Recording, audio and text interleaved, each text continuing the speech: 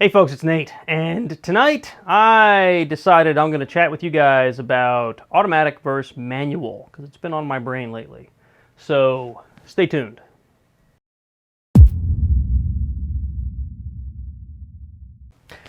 Alright folks, so you've heard it, I'm sure. You're out buying a Jeep, or you're on the Jeep forums, or you're asking your buddies, you want to buy a Jeep, and the question comes up, should I get a manual or an automatic? And it's a tough choice when you don't know what you're getting into. And everybody's got an opinion. And you know what opinions are like. So I thought I'd talk a little bit tonight about auto versus manual from my own experience. I've driven 3 off-road vehicles, 3 Jeeps that were off-road that were manual. And I drove, well, my Chevy Blazer was a automatic. I don't know if that counts. I drove my Chevy Blazer, it's automatic, and this Jeep is an automatic. I've been this one a lot lately, but obviously it's the one I have. But the JK that I owned, which is a 2013 JK 2-door, the YJ, the blue one that's I've had most of my wheeling experience in, and my white YJ before that were all manual. And I'm just going to talk a little bit about the differences between the manual and the automatic from my own experience, instead of just hearsay and, you know, that really vocal guy on Facebook. So, I'm not going to lie, I enjoy driving manual. It's just a lot of fun. If I were driving, you know, if someone were to give me a car to drive to and from work every day, or if I had money to burn, I wanted to buy a car that was just fun to drive, or even just my daily commuter, I'd probably buy a manual if I had the option. They're just fun. I like the level of control you get, and you do get slightly better fuel economy, usually, out of a manual versus an automatic. And that's really just because you get to shift. It's a little, I think it's because it's just more efficient. There's more direct drive between the engine and the transmission. There's no slippage except when the clutch is depressed. And I don't mean like it needs Prozac. I mean like depressed, like you pushed it in. Whereas a torque converter, there's a lot more play, right? That's the whole point. Torque converter is like an automatic clutch. That's what makes an automatic transmission work the way it does. So there's a little more power drain between the engine and the transmission on an automatic than there is in a manual, unless of course your clutch is going or something like that. But I mean a well-operating vehicle. I noticed in my 2013 JK, so at the time we had 2 JKs. My wife had a 4-door automatic and I had a 2-door manual, right? Both 2013 JK Sports.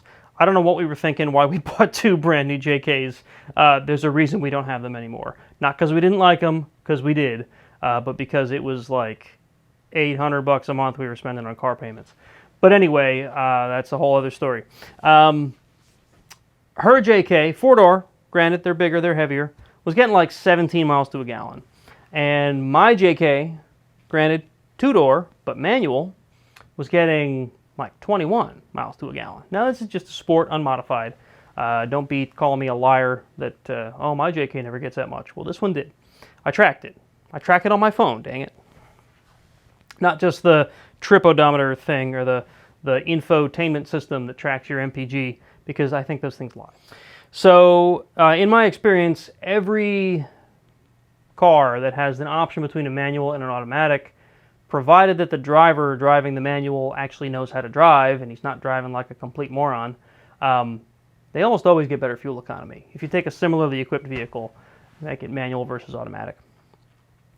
So that's a bonus in manual's favor, plus it's just fun. I like being able to pick a gear. I like being able to just sort of like, if I'm feeling really, you know, anxious or whatever, I just want to like hammer through the gears. It's really satisfying. If you've never done it, you should. Borrow someone else's car though, and beat up their transmission. So the obvious benefit that a automatic will have over a manual is the convenience factor. Anybody can hop into a vehicle and drive it if it's an automatic. Pop in, turn the key or push the button, and it starts up and you put it in drive and off you go. Manual's not so easy. It takes a bit of finesse. You got to learn how to shift. You got to learn how to work that clutch. You got to learn how to grow a third leg sometimes. Just kidding. You don't really have to do that. It's just, in general, you know, there's a skill you have to learn to drive manual, and that doesn't change when you're talking about off-road. If you're driving a manual off-road, it's a lot harder than driving an automatic off-road, and I'll get into that a little more specifically, off-road experience, between manual and automatic. So yeah, I do, on the other hand, feel like everyone should at least know how to drive manual. And you've probably heard this before from other people who support the idea that people should drive a manual, people that like manuals. If you can drive a manual, you can probably drive just about anything. If you can grasp the concept of being able to steer, work the throttle, work the clutch, and shift gears, and not wreck your vehicle, you're probably a pretty good driver. It's just the way it works, in my opinion. Now, that being said, there are so few manuals commonly on the road anymore that it's becoming less and less of a thing. But I feel like today there's enough of a mix that it's probably still a valuable skill for people to figure out, people to learn. That brings me to the next point that might help you decide whether you want to buy a manual versus an automatic, and that would be cost, flat out vehicle cost. If you go to Jeep's website, well, I don't know what it looks like with the JL now, but with the JK and with the TJ and with the YJ, which are all the models I've ever been able to look at Jeep's, well, I guess, could you ever build a YJ on Jeep's website? Probably not. Anyway, if you look at MSRP on a manual versus an automatic, manual is almost always a couple $1,000s cheaper because an automatic transmission is just more expensive. I think there's probably also a desirability cost in there. People just want automatics. I should say the average public just wants an automatic because it's easier to drive. Anyone, like I said, anyone can drive an automatic. So that's got, you know, if there's demand, there will be price. So if you buy a manual and you're willing to drive it, you can save yourself a couple grand on a brand new vehicle, which is considerable. Something else to keep in mind with your manual versus your automatic is just plain out maintenance. So you don't have to generally do a lot of maintenance to your transmission. You may want to check the fluid like frequently enough, a couple times a year. You may want to drain and replace the fluid after so many thousand miles.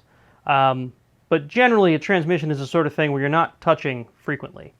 But the things that do wear out commonly with both manuals and automatic are the things that transfer power between the engine and the transmission, because these are like wear items.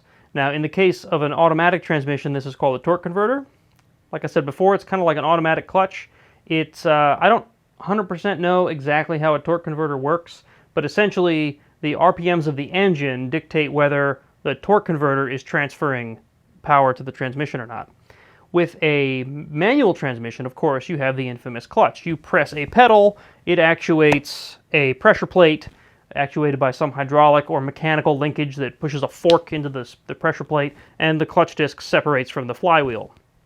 It means the clutch disc and the flywheel actually have friction going on in there, and obviously the more you slip the clutch, say when you're pulling out from a stop sign or when you're crawling over some rocks, the more it wears down the clutch disc. The more the clutch disc wears down, eventually it just stops engaging, and then you sit there and the car won't move, which is kind of a problem.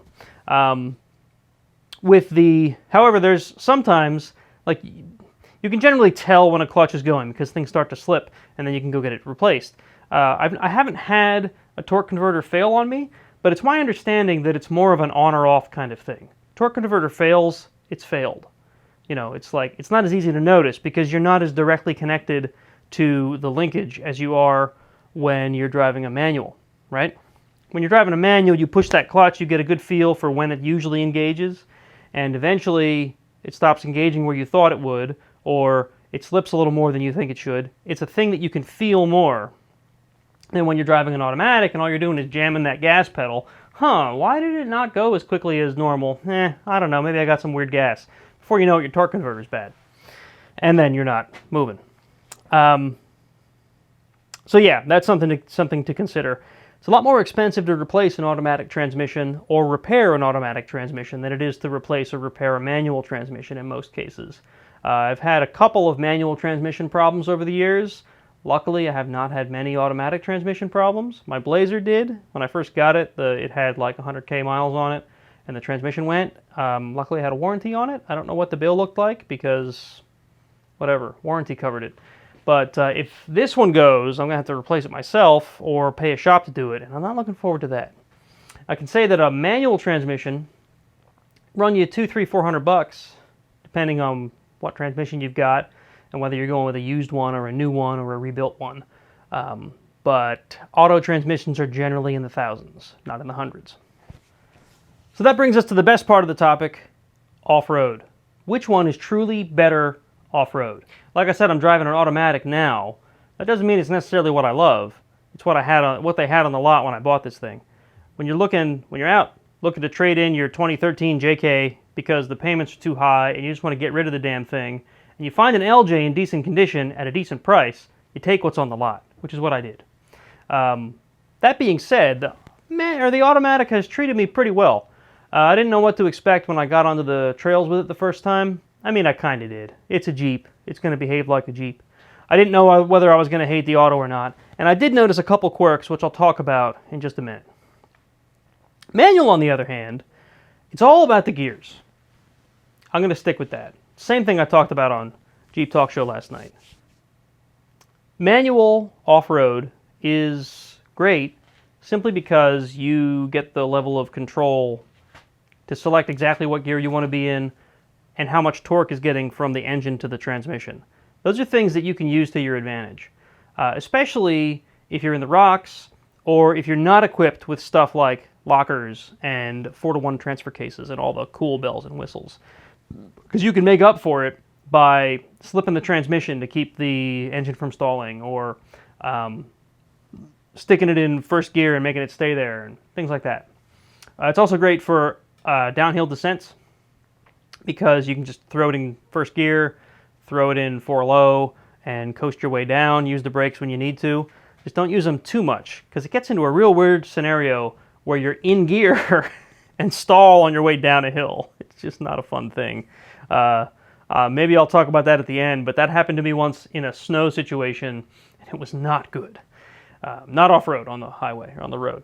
So, in my experience, the blue Jeep came with 3.07 gears in the axles. If you want to talk about a bad combination of gearing for off-road, that's it. I had the thing on 33s with 307s. I don't recommend going any higher. I don't recommend running 33s with 307s, but that's what I had. I was more broke than I am now. Couldn't afford gears. But they were open, Dana 35, Dana 30. It's a YJ, this is all stock. Even the Cherokee 44, when I put it in the back, had 307s when I got it, which was kind of amazing because those 44s came in Cherokees with the tow package. Could you imagine a tow package with 307s? Anyway, I'm getting off track. So, 307s in the rocks, 33s, manual transmission. I think the only reason I was able to survive in the rocks was because of the manual transmission. And I stalled a lot. So, not only was it tough on the clutch, because I was slipping the clutch a lot to keep from stalling, it was also tough on the starter, because you have to start the Jeep back up pretty frequently. I was very happy when I put in the Detroit in the rear and 410s front and rear. Night and day difference. I never got so far as to put a 4-to-1 in that thing like I really wanted to, but if I had, man, that thing would have crawled really nice. It could have gone with some much larger tires. And that brings me to the whole point here. Gear ratio is key when you're driving a manual off-road. Everyone puts a whole lot of emphasis on getting the lowest crawl ratio you can to be driving in the rocks, and that's really important with a manual. And I really think that that's where that whole idiom, or whatever you want to call it, that whole method comes from, is that in order to drive a manual off-road and not stall frequently, you needed lower gear ratios. The better the crawl ratio, the more you could just throw it in gear, pop out the clutch, and idle your way over whatever the hell you wanted to point at. And that's great. That combined with a hand throttle, right? So I don't know if this is in common use anymore, but back in the day, if you had a manual and you wanted to off-road a lot, you'd get a hand throttle on the shifter. So you could be like one hand on the shifter, you'd have what looked like a bike shifter, you know, like from a 10-speed bike, cable-driven, on the handle. So you could put your foot on the gas, your other one near the brake if you need it, or the clutch, sorry. Or you could put your one foot on the brake and the other one on the clutch, and then you'd have the hand throttle to either bump the gas right from your hand, or you could set it to a certain RPM and let it stay there. It all depends on how you set up your hand throttle. Some people left them loose, so you could bump it just like a pedal. Some people left them tight so that you could adjust it to a certain RPMs and keep it there. Or you could do both, I suppose, by having a little thumb screw on the thing. But that's one of the things that made driving manual so much easier, because if you imagine... Do you guys hear that? There's ghosts down here. I'm telling you guys. Anyway, what was I talking about? Oh, hand throttles. So you could imagine you're on a steep incline, you're halfway up, and you stall, or you got to stop for some reason, right? Now you're like in a precarious situation with gravity pulling against you, and you got to work the clutch to get yourself moving up again.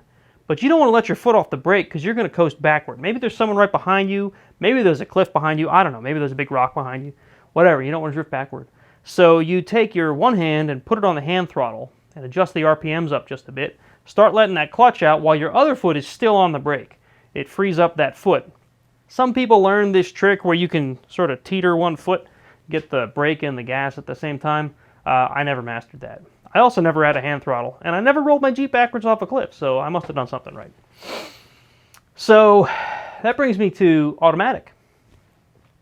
This Jeep has 373s front and rear, and it's also on 33s. Not nearly as bad as those 307s. I noticed a slight bit of a power loss just with the 33s and 307 or 373s, but it's really not so bad because the automatic transmission eats it up. You don't notice it because you're not trying to catch it in gear. You're not trying to keep it from stalling. That's all handled by the torque converter. You don't even have to think about it. So, in my opinion, the automatic is a lot easier to build in phases to go off-road. I put 33s and some spacers on this. I haven't changed anything else about the drivetrain. And it wheels pretty darn well. I mean, both of you guys in chat. Oh, now we got another guy. Hi, Aiden Taylor. Thanks for joining us. Anyway, both Jody and Blaine have wheeled with me. You've seen how this thing performs, and I don't want to toot my own horn. Obviously, I have some experience wheeling, but I really feel like anyone with the slightest bit of experience can hop into an automatic and wheel it, and that's pretty cool. I think, in my opinion, we should have more people on the trails that want to be there. People shouldn't have to be intimidated or afraid to hop behind the wheel of a Jeep and take it off-road. So, to me, if the automatic transmission is your gateway to get on the trails, go do it. I don't care if you're driving a manual. I'm not going to judge you. Somebody might. Maybe people shouldn't be. And that brings me to sort of my last point. If you were to ask me, hey Nate, should I buy an automatic or a manual? 10 years ago, I might have told you buy a manual. 5 years ago, I might have told you buy a manual. Because I was that guy. You should drive a manual if you're off-road. I don't know if I've just gotten more experienced through guiding, or if I've just met enough people that I've figured out that auto versus manual really doesn't matter that much, or if it's just that I've grown up and I've figured out that everyone has their own preference in life, and no matter what you do, you're not going to change that. Maybe you will, but is it really worth the effort? My point is, it really depends on who you are and what you want to drive. I know that's kind of a BS answer, right? Hey, should I get auto or manual? What do you feel like? Maybe you should get an auto or a manual. I really think that the first thing you need to ask someone when they ask you that question is how they're going to wheel and what they're comfortable wheeling. If they're not comfortable driving an automatic or driving a manual, then why force them into it? It's just going to give them one more thing to be anxious about when they hit the trail for the first time, maybe. If they've been driving manual their whole life and they've got that highway driving to a T in their manual transmission and they love driving manual, don't tell them to buy an automatic. Maybe they'd be happier in a manual. Obviously, there's pros and cons to either of them. If you go look at race vehicles, go look at Ultra 4 trucks, they're all, from what I understand, they're all automatic. Now, they're not just the same old automatic you're going to get off the showroom floor. They're modified. They've got, what do they call them? Manual throttle shift bodies? where you can tap them from one gear to the next. They don't auto shift, which would be great for an off-road only vehicle. Might not be great for your drive to work in the morning. So you're not going to see that in, you know, the next JL driving off the showroom floor. But if you're building a purpose-built rig, I'm sure that makes a whole lot of sense. But anyway, like I said, race vehicles, it used to be understood that automatic transmissions were more fragile than manual, and I don't think that's the case anymore. Like I said, you wouldn't see them in Ultra 4 cars. I don't know about NASCAR. NASCAR's not using auto transmissions nowadays, are they? I don't know. I don't follow NASCAR. But I've seen them in Ultra 4 cars, trucks, Jeeps, whatever. And I really don't think that that's a compelling argument anymore, that you need to worry about the strength. I've seen automatic transmissions get beat to heck, and they survive. So, yeah, should you get a manual or an automatic? Look back to how you like to drive. If you like to drive manual, and you'd like whatever vehicle you buy to be a manual, buy a manual. If you're afraid to drive manual, you don't want to be bothered with a clutch, you don't want to be bothered to learn how to shift, you don't want to have to worry about stalling on that hill that I was just describing and putting in a hand throttle, buy an automatic. All right, I think I've rambled enough about auto versus manual. If you guys like what I'm doing here, please hit me up on Patreon, patreon.com/SWBCrawler. I'll put a link somewhere. It's in the notes, I'm sure. Subscribe and like if you like the channel, please, because the more subscribers I get, the awesomer I am on YouTube. And everyone knows that success in life is based on your subscriber count, right? Have I been brainwashed? Maybe I've been brainwashed. Anyway, yeah, like, subscribe, Patreon, Teespring. If you want cool off-roading gear, I have the Teespring shop, which no one has bought anything from except Nikki G. Thank you, Nikki G. I don't know how to feel about having the only customer be Nikki G. Anyway, thanks for watching, folks. And if you hang out, I'll tell you that little story about the snow. Right, I was talking about an accident I was in, well, I should say a situation I was in my white Jeep when I was coming home from somewhere and I got hit by a surprise snowstorm that came down in we got 4 inches of snow on the road in like an hour. Plows weren't out yet. It was just like ruts in the road. And I'm coming down a mountain road from my friend's place back home.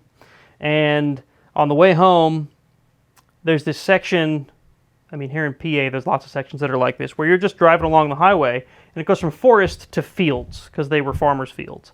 And snow is blowing across the road, and there's snow drifts everywhere, and I can barely see 10 feet in front of the Jeep, and I've got a line of cars behind me because I'm going slow because I don't want to slip because it's freaking snowing out.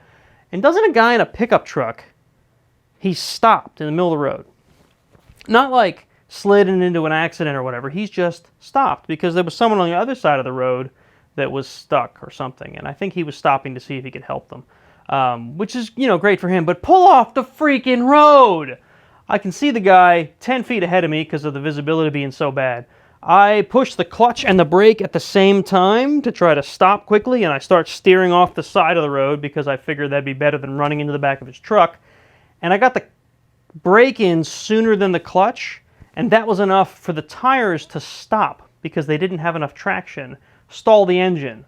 And now with the engine stalled, my steering doesn't work right because the freaking power steering pump is no longer getting drive. So that's the sort of thing that can happen when you stall in a situation where you need control. It really does suck.